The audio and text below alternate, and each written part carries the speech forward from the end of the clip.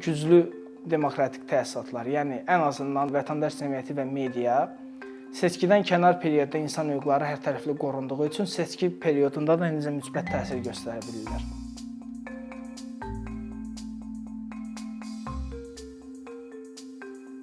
Seçkilər əhəmiyyətli siyasi hadisə kimi demokratik prosesin əvəzolunmaz bir parçasıdır. Amma seçkilərə təkcə siyasi pəncərədən baxış onun insan hüquqlarından asılılığını anlamağa imkan vermir. Yəni bir seçkinin keyfiyyətinə yalnız gücün ötürülməsi, namizədlər arasında rəqabət və yaxud qısa müddətdə nəzərə alınan, qeydə alınan saxtakarlıqların fonunda qiymət vermək çətindir. Bu sahədə ümumi konsensus belədir ki, bir seçkinin keyfiyyətini qiymətləndirmək üçün birdən çox amil var və onları ümumiləşdirmək çətindir. Amma ən çox istifadə olunan amillər hansı ki, azad və ədalətlilik, bərabərlik, dövrlülük, bunlar fundamental insan hüquq və azadlıqları ilə birbaşa bağlıdır. Və təsadüfi deyil ki, bu sadaladığım amillərin hər biri insan hüquqlarına dair nüfuzlu beynəlxalq sənədlərdə yer alıb. Bura aiddir Ümumdünya İnsan Hüquqları Bəyannaməsi, Mülki və Siyasi Hüquqlar üzrə Beynəlxalq Pakt, Avropa İnsan Hüquqları Konvensiyası və s. Amma bu münasibəti biraz dərindən incələməyə ehtiyac var. Yəni, insan hüquqları yalnızca beynəlxalq sənədlərdə yer alan xoş ifadələr deyil, onlar seçkiyə geniş mənada təsir edirlər. Mən deyərdim ki, insan hüquqlarının seçkiyə təsiri təkcə seçkilər periodunda yox, həm də seçkilər arası perioddadır. Təkcə seçki periodunu nəzərə alsaq, yəni bu seçkilərin elan olunması ilə nəticələrin açıqlanması arasındakı perioddur. Burada deməli insan hüquqları baza prinsipləri formalaşdırırlar. Bura aiddir daha çox yenə də azad və ədalətlilik, rəqabətlilik, dövrlülük, səsvermənin gizliliyi və universallığı, təbliğat təşkilat kampaniyasının necə keçirilməsi, seçki ilə bağlı şikayətlərə hansı səviyyədə baxılması, seçim imkanlarının bolluğu və s. Bütün bunlar insan hüquqları ilə birbaşa bağlı anlayışlardır.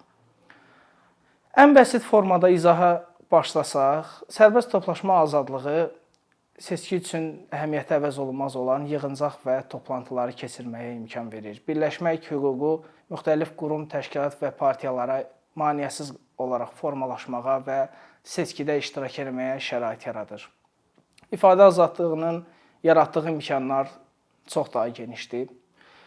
İlk öncə bu dövrlülük prinsipindən başlaya bilərik. Dövrlülük prinsipi ifadə azadlığının tərkibində onu bildirir ki, insanlar əgər mövcud siyasət, rejim, şəxs və yaxud partiyanı bəyənmirlərsə, onların heç olmasa bir neçə ildən bir, yəni dövrü olaraq keçirilən seçkilərdə özlərini ifadə etmək şansları var. Və səsvermənin gizliliyi onu bildirir ki, onlar heç bir hədə, təzyiq, təhdid altında qalmadan, anonim qaydada öz səslərini bildirə bilərlər.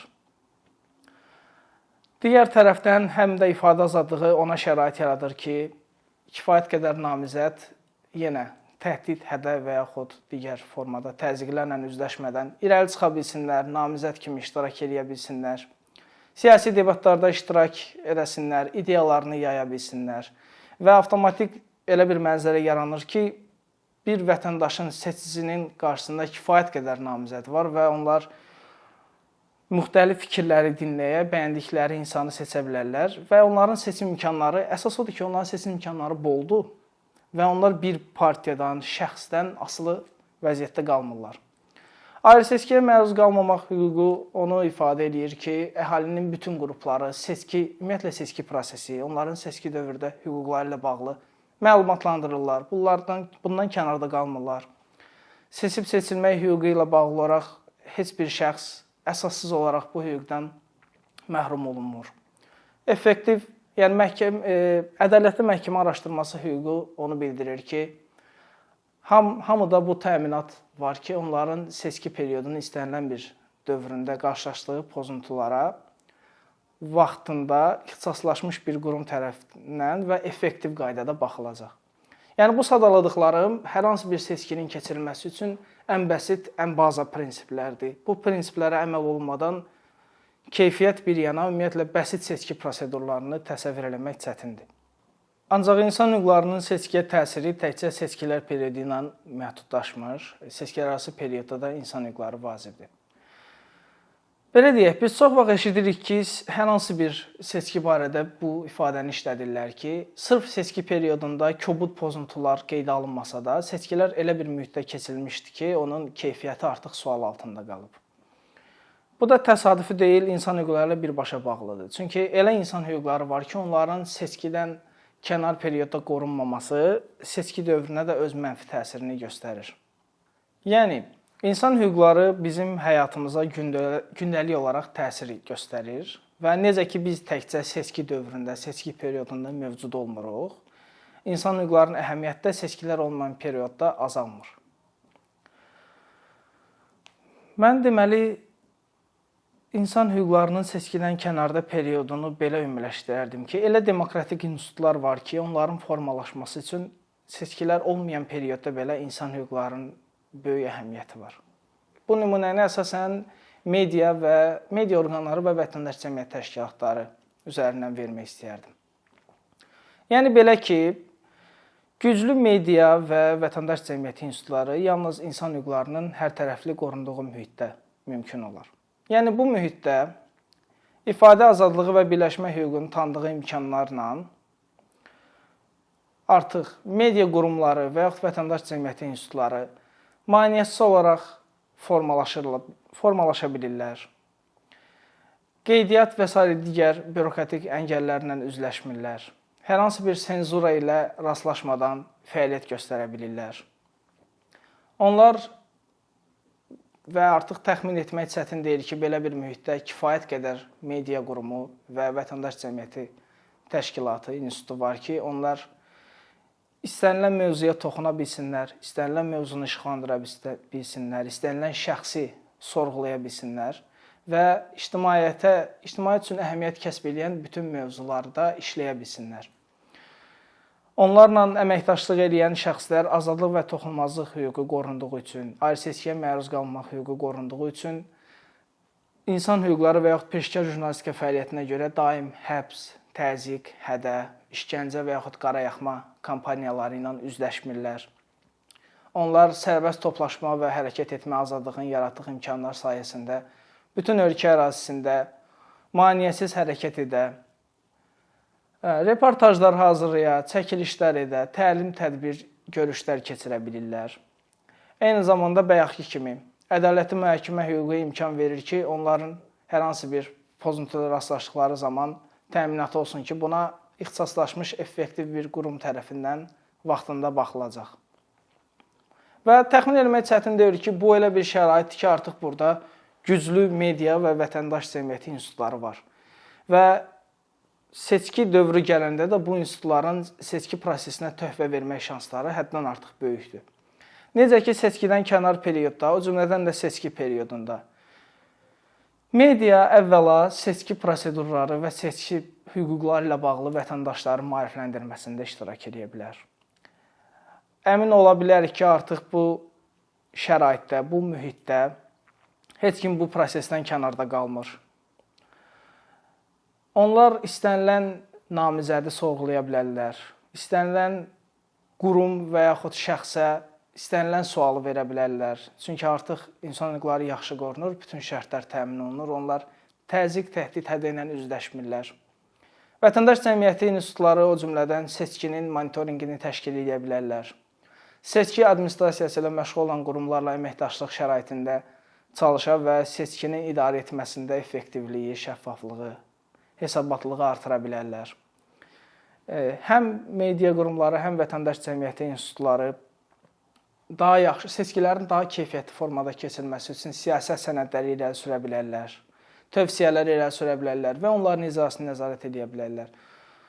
Söz yox ki, bu siyahını çox da uzatmaq olar.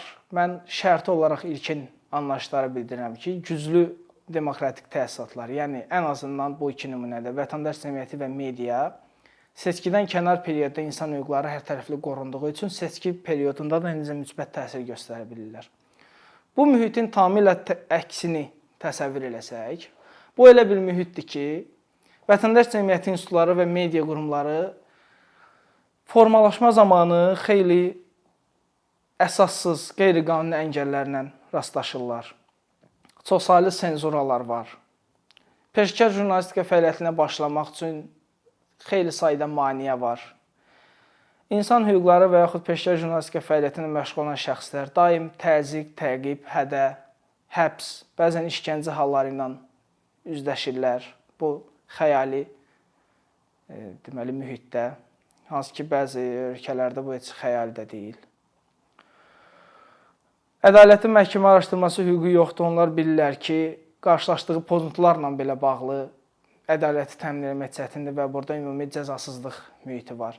Və belə bir mühitdə, hansı ki bu mühit artıq repressivdir və artıq təsəvvür etmək olar ki, bu mühitdə vətəndaşların ümumiyyətlə siyasi idarə etmədən ya məlumatları azdır, ya da siyasi həyatda iştirakdan çəkindirilirlər.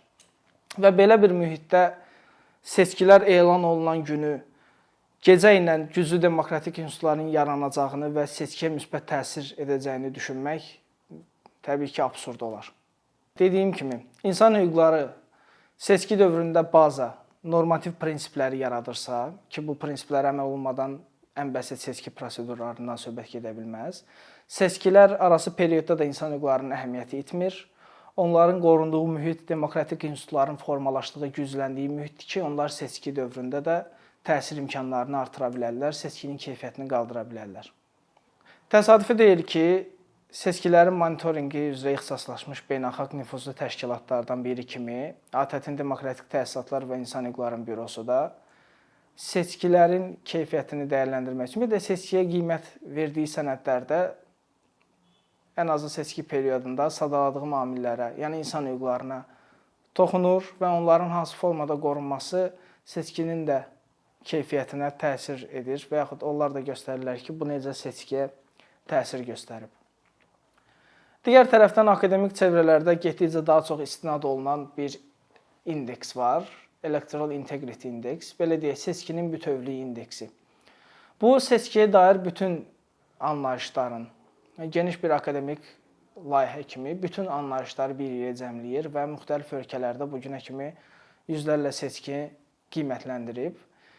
Və elə yeri gəlmişkən yenə təsadüfi deyil ki, biz görürük ki, o ölkələr ki, repressiv mühitlə seçilirlər, insan hüquqları və insan hüquq müdafiəçiləri daimi təzyiq, təqib altındadırlar, əsassız qadağalar, həbslər hökm sürür.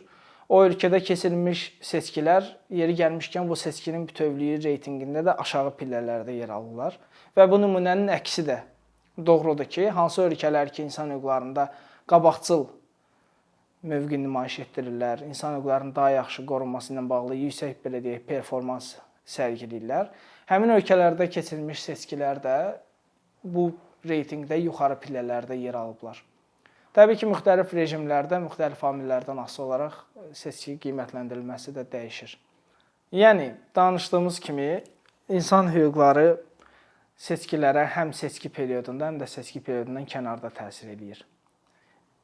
Əgər seçki periodunda bu hüquqların təmin olunması, yəni bu hüquqların təmin olunması dedikdə biz onlara dövlət tərəfindən müdaxilə olunmamasını, üçüncü tərəflərin müdaxilərindən qorunmasını və səmərəli istifadəyə şərait yaradılmasını nəzərdə tuturuq.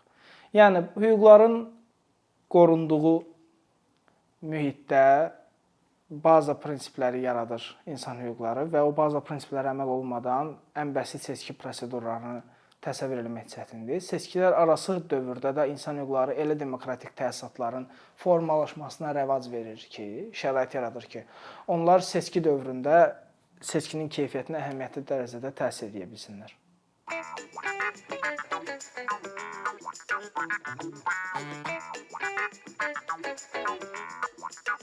Thank you.